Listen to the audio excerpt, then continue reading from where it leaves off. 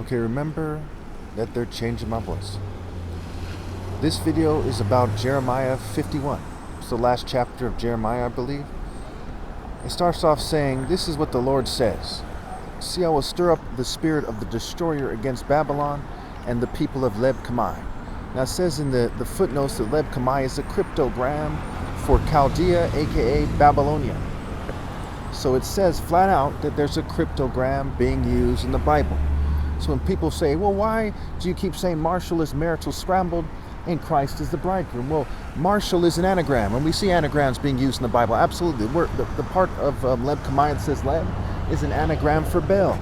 And that's not a coincidence, because Baal is like the main deity in Babylon, and Baal in his form Zeus is the main deity of Greece. Okay, so we see definitive evidence that the Bible is using the pattern of teaching in the code of anagrams and cryptograms. So when we see that Marshall is marital scrambled and Christ is the bridegroom, and Leb-Kamai and Shishak are cryptograms for Babylonia, aka Chaldea. It says, I will send foreigners to Babylon to winnow her and to devastate her land. They will oppose her on every side in the day of disaster. Now, why will that be? Because Babylon covers the whole world. And in a sense, Babylon is foreign to almost the entire world. And the entire world is, in a sense, foreign to Babylon. But then Babylon covers her like a cloud, like a dark cloud in the day of disaster. So the spirit of the destroyer is stirred up against Babylon, and the people who are also in the spirit of the destroyer, okay, are stirred up against each other and against Babylon, against their spirits, against their flesh, you name it. Let not the archer string his bow, no, let him put on his armor. Do not spare her young men, completely destroy her army. So what happens, right? They stop being warriors, right? And if you're not a warrior, like, you're hardly a man, basically, okay? So when it's saying, don't let her put on the armor, right, of being a man, right? The word vir in virtue means man. So they don't put on the armor of righteousness, they don't put on the armor of God. And so they're just destroyed. Now, what it's saying is that naturally, right, because if the Babylonians had repented, then they would be able to put on their armor in the day of disaster. But naturally, their ability to be righteous is removed because they did not serve God. And so they weren't prepared for the day of disaster. They will fall down, slain in Babylon, fatally wounded in her streets. For Israel and Judah have not been forsaken by their God, the Lord Almighty, though their land is full of guilt before the Holy One of Israel. So what is it saying? It's saying that, you know, the people who will become the modern Israel and Judah in a sense, because we see in Proverbs 17:2 that says, a prudent servant will rule over a disgraceful son and share the inheritance as one of the family. As what? As one of the family. The family of what? All right, the family of Judah. The family of Gad, the family of Israel, right? Whatever it may be, that's why the word tribe is a play on words for tribe-be. Okay, and a prudent servant, tribe-be what? A faithful person who is chosen by God because of a covenant of righteousness between that person and God, be they Jew or Gentile. So we see that that's what is meant when it said the kingdom of heaven will be taken from you and given to a people who will perform its works, who will produce its fruit. Okay, because the vineyard of the Lord is looking for the fruit of righteousness and justice. And we see that in Isaiah 5. You see that logic is sound, right? That is the justification for me saying this that might offend the Jewish people. My goal isn't to offend the Jewish people or the various Christian denominations, but to tell the truth. And if the truth is to offend you or destroy you, then so shall it be, because that is God's plan. The spirit is everything, the flesh means nothing. It doesn't mean you should let your flesh go to waste and start abusing substances or something, but you should see what I mean. Flee from Babylon, run for your lives. Do not be destroyed because of her sins. It is time for the Lord's vengeance. He will repay her what she deserves. Babylon was a gold cup in the Lord's hand. She made the whole world drunk. The nations drank her wine, therefore they have now gone mad. So this connects to Isaiah 24, where it says that the earth is reeling like a drunkard, the earth and the people of the earth. Like earlier in this chapter, It said a destroyer against Babylon and the people of Leb-Kamai, which it said was a cryptogram for Babylon. So Babylon refers to the king of Babylon. It refers to the spirit of Babylon. It refers to the people of Babylon. It refers to the place of Babylon, the spiritual place. The land is just land. Land comes and goes. It's people and a place and a king that seeks to establish itself in a land, in the location that Babylon was, but Babylon becomes the whole earth. That's why the whole earth reels like a drunkard. That's why it says Babylon was a gold cup in the Lord's hand. She made the whole earth drunk. The nations drank her wine. Therefore, they have now gone mad, right? They've gone crazy on a spectrum. They're not using their heads. They're not being moral. They're not living in reality. Babylon will suddenly fall and be broken. Wail over her, get balm from her. Get balm for her pain. Perhaps she can be healed. We would have healed Babylon, but she cannot be healed. Let us leave her and each go to our own land, for her judgment reaches to the skies. It rises as high as the heavens. Right? So where is the land of God? It's with God, right? It says in the Bible that the righteous will be gathered in the clouds. The elect will be gathered from the four corners of the earth, figuratively speaking. And as you see, since the earth sinks never to rise again, it is actually referring to the land and the spirit of the land. The spirit of the planet and the planet itself passes away. Heaven and earth pass away in that sense. Now, how do we know this, right? When I was here, someone was disagreeing with me. They came with somebody else who was disagreeing with me. And I've proven that I'm right? One of the ways I've proven I'm right is it says that, at the resurrection, that people won't be married or given in marriage. Well, if you're still alive here in the flesh and they want to make things like they made it in the garden, then people would have a suitable helper, right? Because God made Eve to be a suitable helper for Adam, right? And made her from his rib. So it must be in the spiritual realm that the new earth is, because if people were here in the flesh, then they would be married, but they're not going to be married or given in marriage. So earth is not going to be the location of the kingdom of heaven. Pretty straightforward. Plus the righteous are taken away. When Christ is as a character in the story is there, he says that the kingdom of heaven is upon you. Why? Because Christ is his soul, my soul, is the gate to the kingdom of heaven. Okay? So when they remove me, there is no gate here. They are sealed out of the kingdom of heaven. It says her judgment reaches to the skies. It rises as high as the heavens. And we see that talked about in Revelation 18 as well. The Lord has vindicated us. Come, let us tell in Zion what the Lord our God has done. Sharpen the arrows, take up the shields. The Lord has stirred up the kings of the Medes, because his purpose is to destroy Babylon. The Lord will take vengeance for his temple. Lift up a banner against the walls of Babylon, reinforce the guard, station the watchmen, prepare an ambush. The Lord will carry out his purpose, his decree against the people of Babylon, right? His purpose, which is righteousness and justice. That is God's plan. And that includes bringing justice on the heads of the rebels. You who live by many waters and are rich in treasures, your end has come. The time for you to be destroyed. The Lord Almighty has sworn by himself, I will surely triumph. I will surely fill you with troops as with a swarm of locusts, and they will shout in triumph over you. You see in Revelation, there's a part that talks about locusts. There's a part that talks about the prostitutes sitting by many waters in Revelation 17. So you see that this directly connects to Revelation, so it's talking about the end. And even if you don't believe that, it's talking about the formula for the end, which definitively comes when Christ comes back. Okay? Christ says, I will be back as a character in the story, and the end of the world will come at that time. You see that in Matthew 24. And Mark somewhere there, like 13 or so. Okay. He made the earth by his power. He founded the world by his wisdom and stretched out the heavens by his understanding. When he thunders, the waters in the heavens roar. He makes clouds rise from the ends of the earth. He sends lightning with the rain and brings out the wind from his storehouses. Everyone is senseless and without knowledge. Every goldsmith is shamed by his idols. The images he makes are a fraud. They have no breath in them.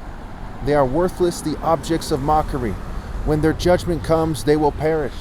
Right? And you see that going on these days where people's work has been exposed for the falsehood that it is. You see technology exposing it. You see tech cheating, breeding, and generational ill-gotten gains exposing their false paths and false leaders and their false works. And all the churches, mosques, and synagogues, and all the other groups have failed. And we see that coming. You see that clear as day.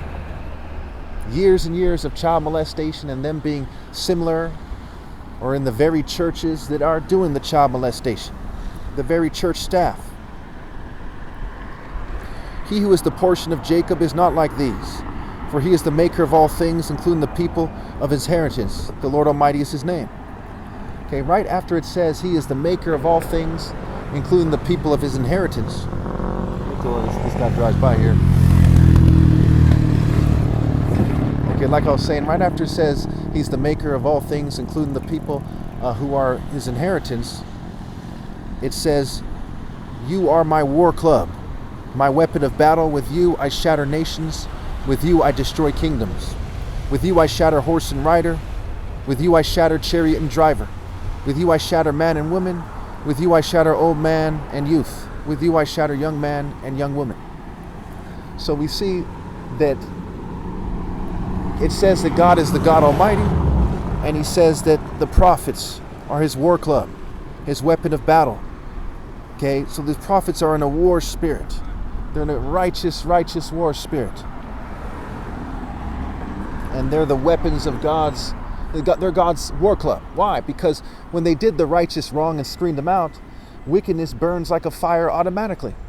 So the spirits of the righteous is like a war club against these people. And we see that in Revelation as well, where we see them say in Revelation 6, I believe it is, how long, sovereign, holy, and true, till you judge the inhabitants of the earth and avenge our blood.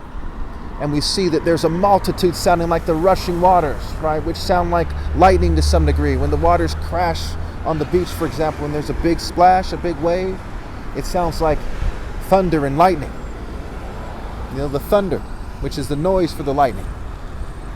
Or when lightning crashes against something and strikes something. So there's a war club, there's a weapon of battle.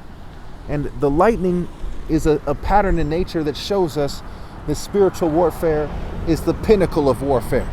That God made the sharp teeth of animals that are predators. God made the claws. God made the lightning and the hurricane and the tsunami and the tornado and the volcano.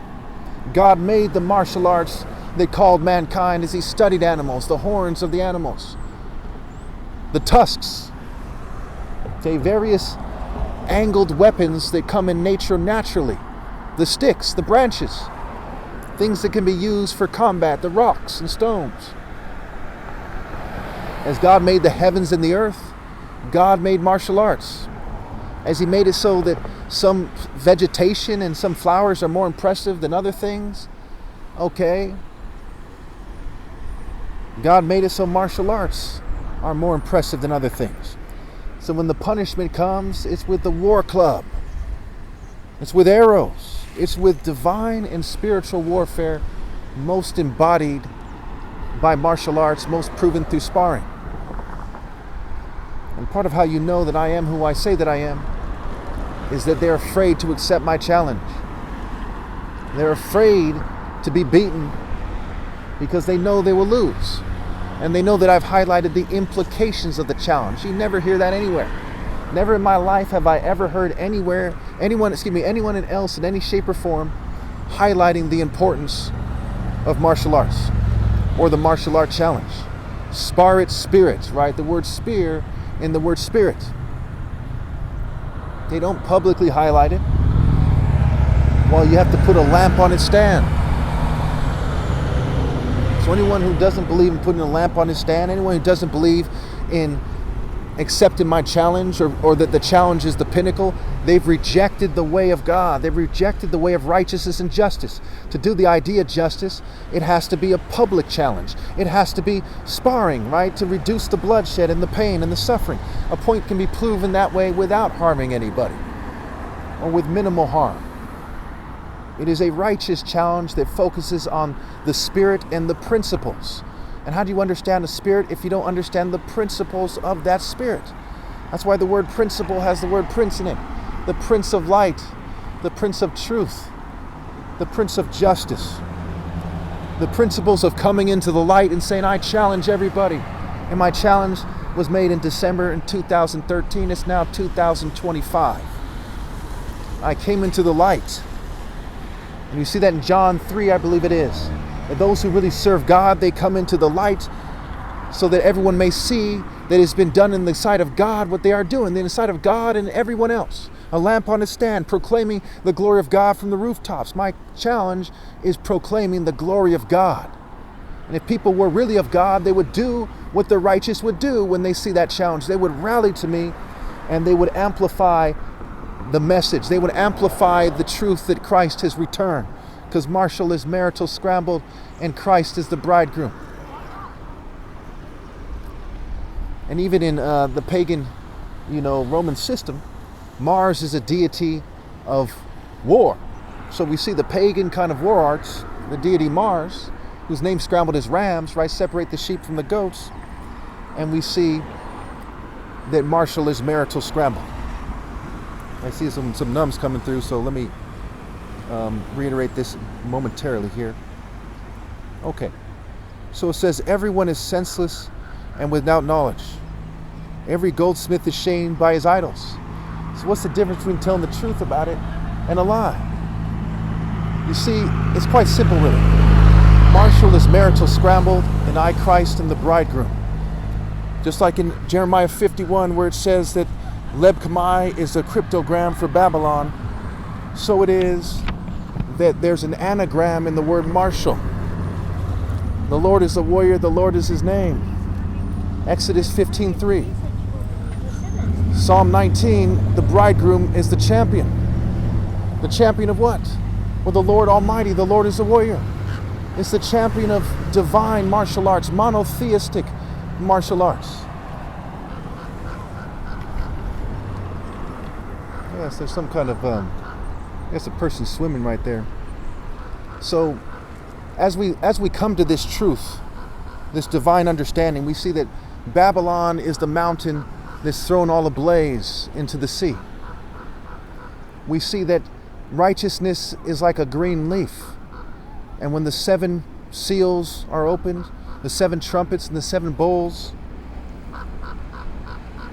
we see that the green leaves burn up, the green vegetation burns up, the earth is burned up to a certain degree because wickedness increases, like it says in Matthew 24. So God is clinging on to the righteous. God is calling the righteous through the gate. And I am the gate. I am the way, the truth, and the life, the actual truth, universal, pinpointed moral precision. Declaring publicly in the light the truths that God has sent me to reveal. The truth, and yes, now is the end. And I have been sent by God to reveal the most important mystery of all, which is the mystery of God's returning. The mystery of the Son returning. And so they made it a little bit harder for me to speak. And rather unfortunately, I didn't get those nuns' attention as much as I wanted to. But, shame on the world, shame on the government for what they did just now. They reduced my ability to kind of express myself, and they did that as a kind of tease, right? The word set is T scrambled without the A, right? S-E-T, and set, S-E-T-H, is a deity of confusion and immorality of various sorts, including the most vile forms of immorality, the most disturbing. So we see in verse, okay, all right, so I'm just going to go ahead and stop it here. But I would really quickly want to note that they put a special emphasis on making it so that when there's a critical time like that, that I'm going to have trouble speaking, okay? Because they're filming me and using technologies to kind of reduce my ability to get the attention of people, okay?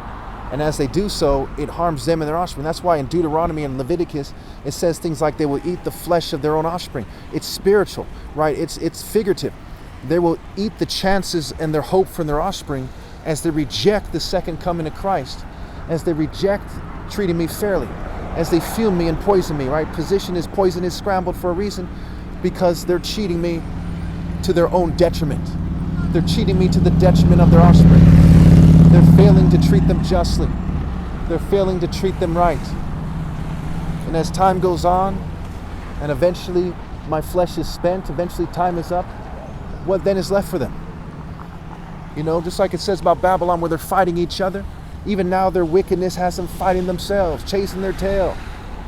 It has them harming themselves and their offspring. It's very sad that society has resorted to persecuting me because I'm righteous. They've resorted to changing my voice. They're trying to make it so it sounds corny. They've resorted to poisoning me. They've resorted to extreme disgrace. In the word fume, you have the letter F-U-M-E, right? And the word position is poison is scrambled. When we talk about gang stalking, right, it has the word king in it. Okay? And that's why you see that it's an anagram, right? Marshall is marital scramble, and Christ is the bridegroom. Just like Leb Kamai is a cryptogram for Babylon, the word Marshall is an anagram for marital. Marshall is marital scrambled, and Christ is the bridegroom. Christ is the bridegroom of the righteous, the bridegroom of those who obey God, the bridegroom of a very lucky woman, right? Unfortunately, it looks like she won't be here on earth, right? And I bring that up time and time again, and they try to counter it by saying that they want me to settle or be gay or bisexual, and I say no. That's against what's right. That's against moral precision. You don't tell a straight person to be gay. You don't tell the most righteous person ever to settle. You see, it says in Genesis that it's not good for him to be alone, right? To make him a suitable helper. Because that's what's good, that's what's right, that's what's fair, that's what's just.